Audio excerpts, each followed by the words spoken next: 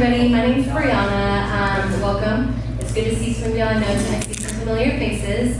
I'm going to read off some sponsors that we have for tonight, and then we'll get our presentation going. So for our sponsors, thank you. We've got Capture Technology. We've got Improving, it's what we do.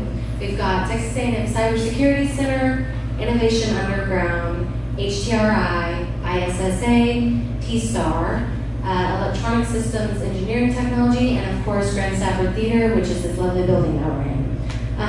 And so I'm going to introduce Jose, and he's going to talk a little bit about SATOP. Thank you, Brianna. Yeah, that's very SATOP. So just wanted to take this opportunity to tell you about a program. Actually, there's a friend of ours, Sina, he's here. He's actually already working with them, I believe, and maybe we can get an update later. But SATOP is starts with the Space Alliance Technology Outreach Program. It's an initiative that is obviously funded by different state agencies and the federal government through a partnership with NASA, led by the Bay Area Houston Economic Development Corporation. They do have a series of projects that are already kind of in progress. They get to do the administrative side of the grant program, so they get to evaluate every technology that comes to them. And basically it's just a free technical assistance initiative for small businesses in Texas. So to qualify for it, first and foremost, has to be something related to non-software, high-tech type of stuff. So actually our friend, dear friend, and one of the sponsors, the CEO and founder of T-STAR is here, Matt Leonard. That is one of the projects that he leads through kind of his mechatronics and technology development initiatives in partnership with A&M. And in some instances, the SATOP Alliance gets to curate some of the technologies that we produce or that anybody within our network is trying to develop. And basically, depending on the maturity of the technology, first of all, the technology has to be protected somehow, either through a trade, kind of a secret trade protected intellectual property, or through a patent.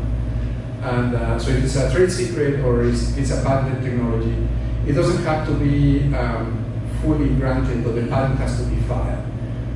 The organization gets to look at the program, and depending on the level of effort, either goes through their NASA partners, and then the NASA team gets to mature and to contribute to the solution of a hard problem. And in that case, either gets completed and everybody's happy, but if the technology is not developed to the point that the inventor needs to be, then Texas A&M University gets approached, particularly the College of Engineering, and then a capstone project gets assigned, or a capstone team gets assigned to the project. So it can be either or type of experience. And I wanted to mention that because I know that T-STAR also manages some of those capstone projects. So we have a lot of great resources at A&M, great resources at NASA, and at the state level. So if you want to learn more about that, you see the website on the screen, but also come talk to me, talk to Joan, and I will be happy to help you with that. So just wanted to make sure that at the end of the event, I wanted to make some introductions offline. Senior reminded to introduce you to Jeff Mustin, dealing with the technology that you have right now on the pipeline. Brianna, you want to make introductions? All right, now it is my pleasure to introduce our speaker tonight, Ismail Hossein.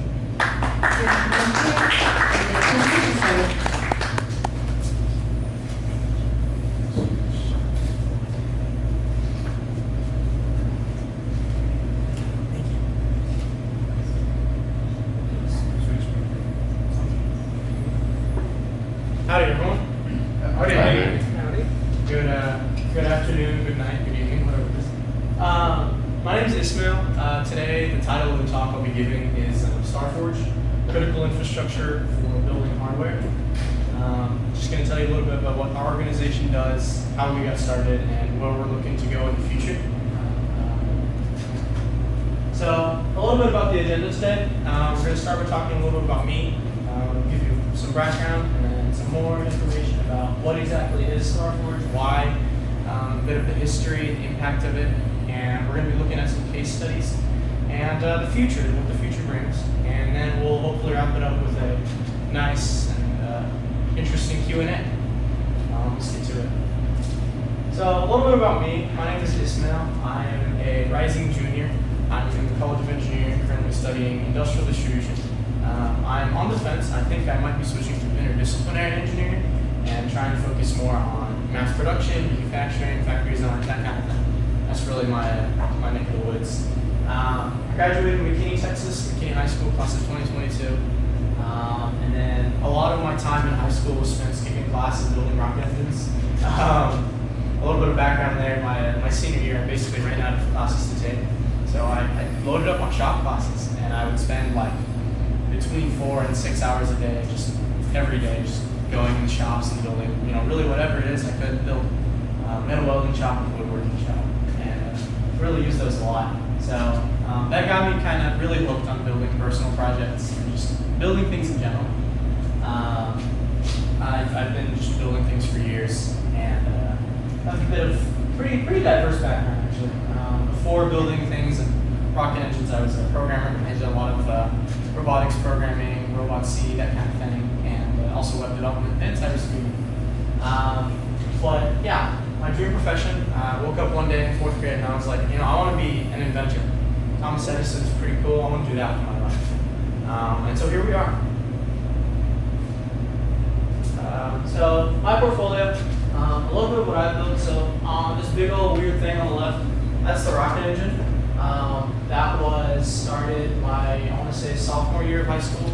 I spent roughly 2.5-ish years working on that. So what you're seeing here is the engine, the full test stand, all on a trailer and basically ready for test operations. So that was all custom designed and built over the course of 2 years. And then on the right here, that's the inside of the engine. I know you can't see it, but there's a very cool machined part. It's the injector, and it's copper, super high tolerance, high quality machining done there. And that's really the heart of the engine. I actually brought the engine right here. If I can lift it with one hand. But this is it. It's like 55, 60 pounds. I didn't bring a rocket engine to the presentation. But don't worry, it's safe. It's in there. It's a liquid rocket engine. There's no solid propellants. It runs off of kerosene and liquid oxygen. Makes about 1,500 pounds of thrust. But other work I've done, me and the boys, we started working on a train. It's this little thing right here. So I started it, and a freshman organization of ours is actually finishing it. So hopefully that should be coming to a First Fridays soon. And on the right, that's a consulting project that I did. So I do on the side contract engineering. So people will come to me and they say, hey, I have an idea. You make it happen. And this one was a detergent dispenser for toilets. The guy came in and he's like, hey, I need you to build this. And 6 or 7 prototypes later, there it is. It exists. You got what you wanted. A little bit more stuff. That's my mad scientist desk. I built that.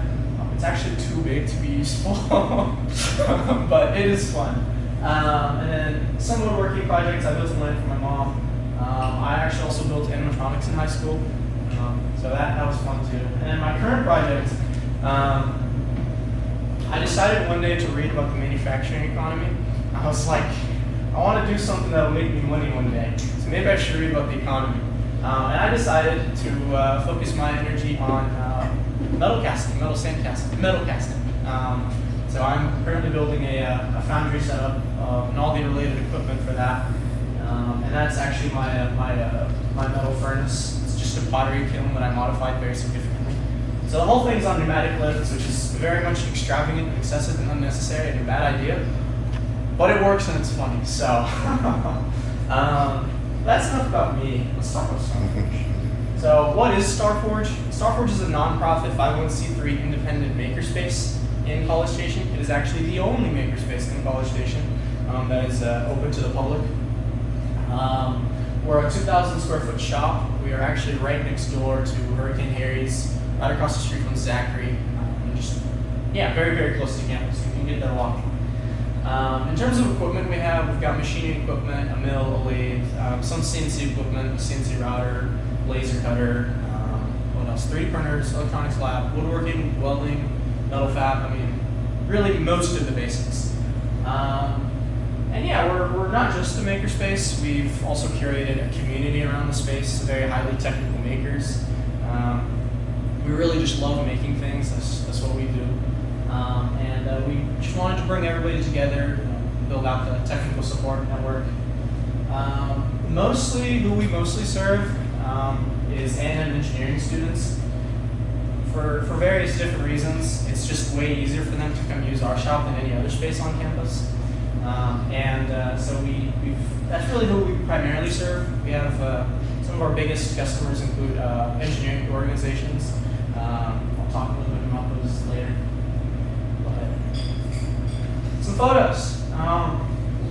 So this is our shop. I really like our storefront. We built that sign. It's a great sign, I think. But here we were working on the train one night. We just pulled out the floodlight. What I was doing was work outside.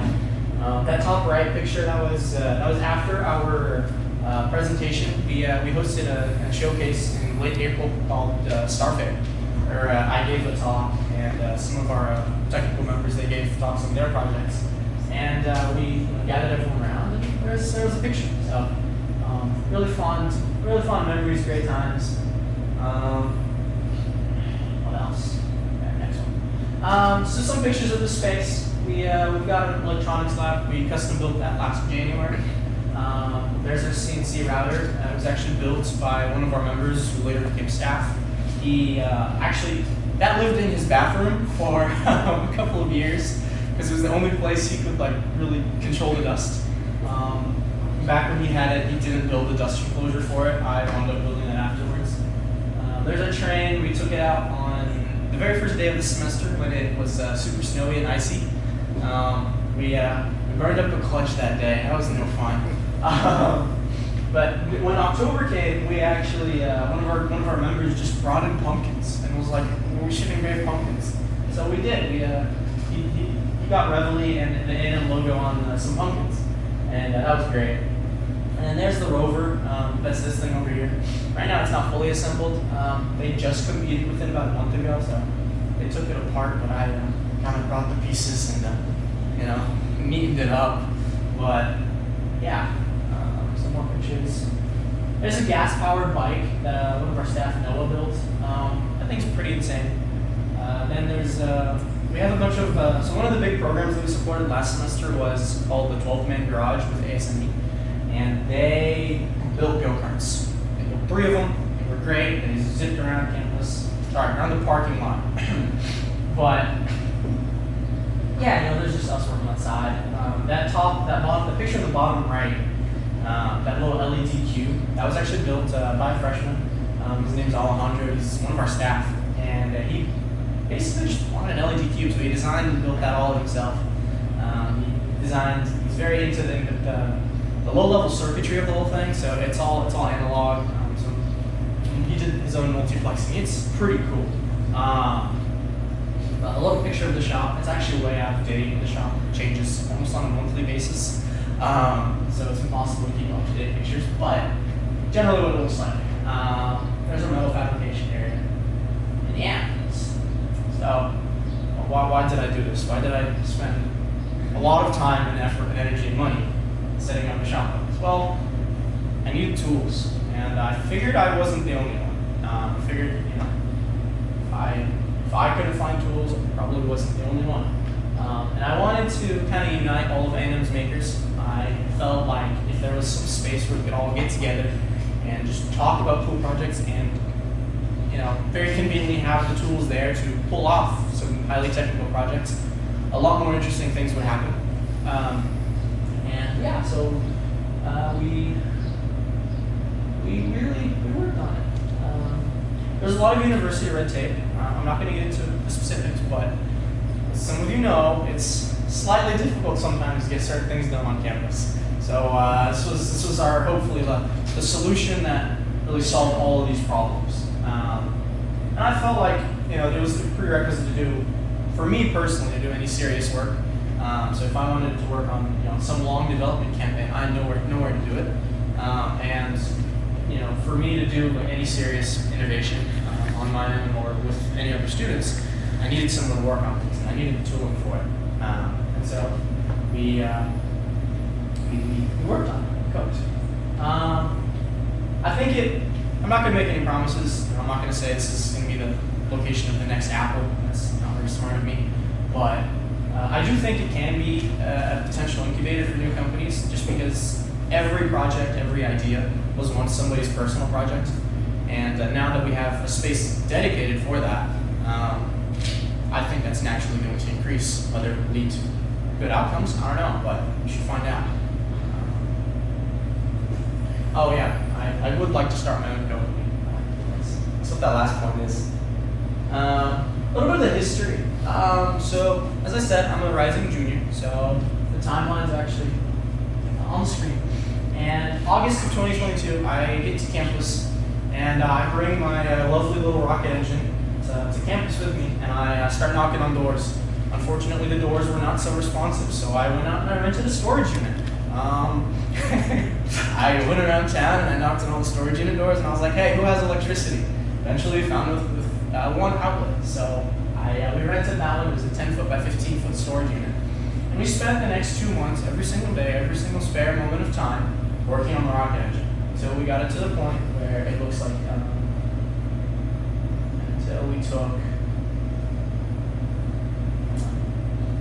that picture, the big one. That was the picture. That was the cover photo for the blog that I wrote that wound up raising the money that we needed to start Forge. So I'll go back to this.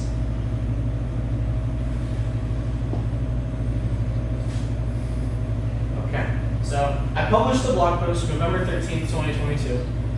This was when we finished the test stand and we got it ready to start testing. And then 2 days later, we received donations, promised donations, and they were like, hey, you should do this. And what I said in the blog post was, hey, listen, this is what we did. We had 6 people, roughly $3,000, and in a storage unit with very little university support. What if, wild idea, we didn't work in a storage unit? Let's open a makerspace. And that was the pitch. That was really all there was to it. I recruit my co-founders, Michael Frost and Matthew Stilo. Great guys, love them. And we just start cooking. We found the building in January 2023. And that was about the time when we signed Aggies Create. And Aggies Create, they were like, man, this is cool. We'll pay for this. And that really gave us, the push to pull the trigger on a building, because, we were up to this point, we were working in a storage unit, so going and upgrading to a real piece of property with serious strings attached, that was a big jump for us. But having customers really helped. We get the building, we spend a month fixing it up and arguing with the city about getting power. We had, that whole month, we didn't have power. Not the city's fault, it was just some weird work happening in the back of the building. And in February 2023, we opened. And then, from then, basically onwards, we were, how do I say this, losing money every month. And eventually, we just put in a lot of legwork. And eventually, February 2024, we broke even for the first time. And ever since then, it's been profitable. But yeah, that was a lot of work. Impact. So did we actually accomplish anything? I don't know, but just look at it. So our membership peaked about last semester. At the end of last semester, we were about 130, roughly 140 members. We have 4 major student organizations that pay to use the space. We have Flint. They're a freshman leadership organization. So Flint stands for Freshman Leaders in New Technology.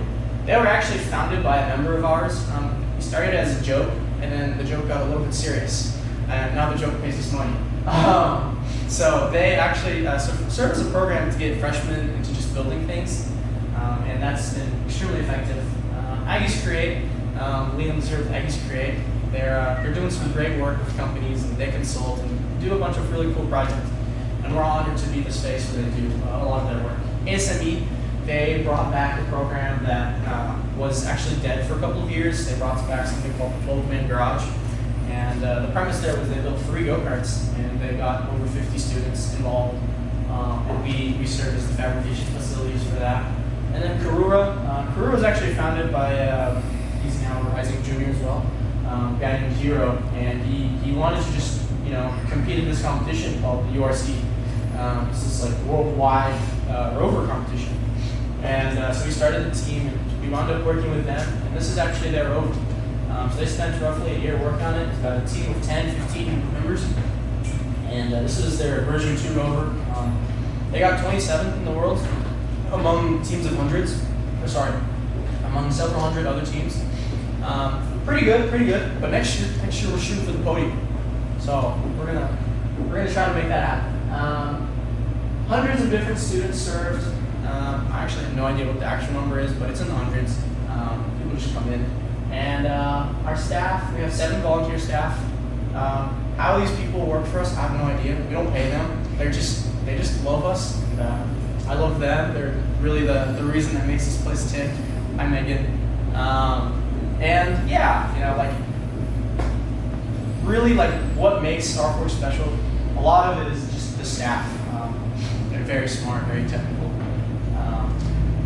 50 plus different projects. I actually don't know what the number is either. I lost count a while ago, but there's a lot of them. And then our Discord server, it's kind of, we maintain an online community. It's in Discord. I don't know, about 375 members. For some reason, it's active in the summer. I don't know why. None of these people are in town, but it's still active. So that's fun. 0 safety incidents. We take safety extremely seriously. A lot of people, they like to say that we're, because we're not, overseen by the university, that we're unsafe, which is completely false. We've actually had 0 safety incidents. No one's ever gotten hurt in Star Forge. Total raise, as I said, we are a nonprofit, so a lot of these were donations. We've raised around $50,000 in donations. And that, to put that in perspective, honestly, most of that goes to building operations, building management. We run a very tight ship. We're very capital efficient, let's put it that way.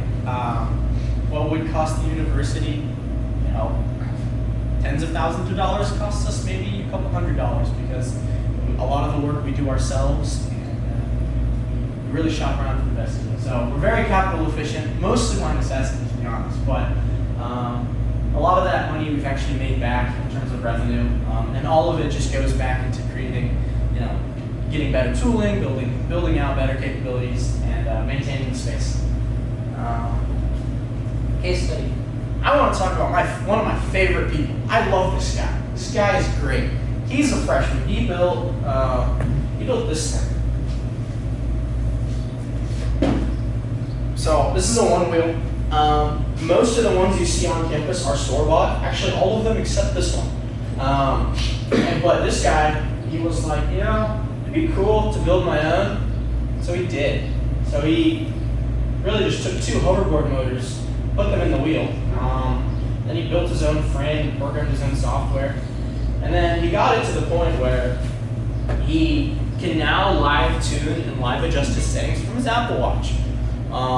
And so he's just crazy smart. A lot of what we do is really just supporting students like this. Honestly, if you just leave this guy alone and put him near tools, magical great things will happen. And indeed they did.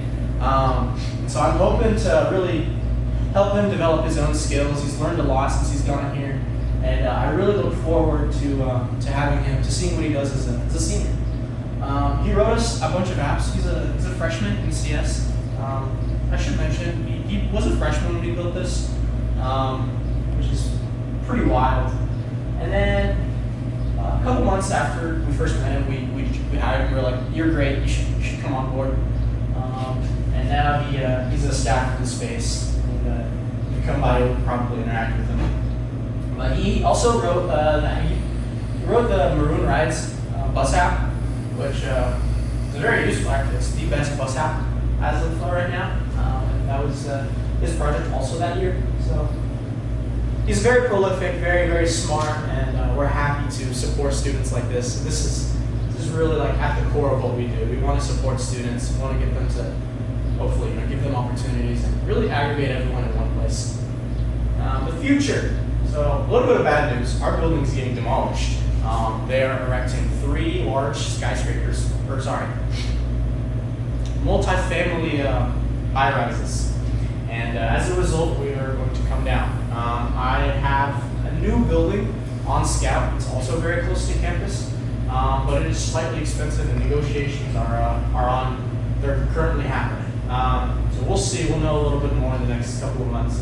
The demolition is actually happening starting this December. So we should hopefully be moved out by November or something.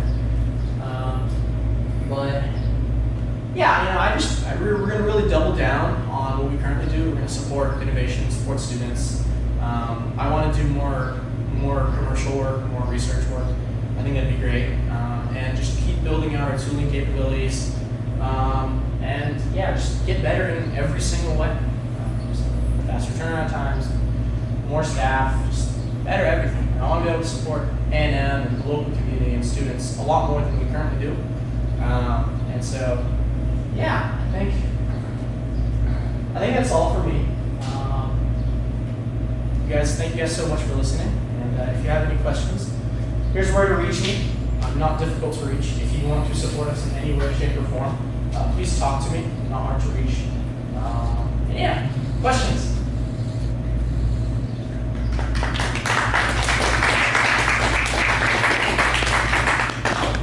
Did you mention how much you charge a month? Yes, I did not mention. We charge, if you are not a student, $50 a month or a $25 day pass. If you are a student, it's $40 a month and still a $25 day pass. Yeah. And what the membership entails? The membership gives you access to all of our tools. They give you access to training on demand, basically. So if you have some tool that you don't know how to use, we'll train you how to use it.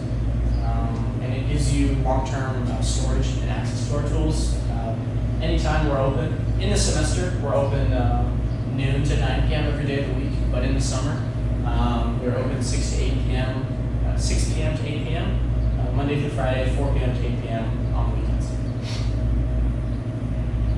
And is the list of all the equipment you have online? Yes, all of our equipment's online. It's a little bit out of date because we've added more equipment. But yes. So. Is your goal to become a university entity, or do you want to continue this business model that you currently have? We do not want to become a university entity. We want to continue independence. Independence has a lot of benefits.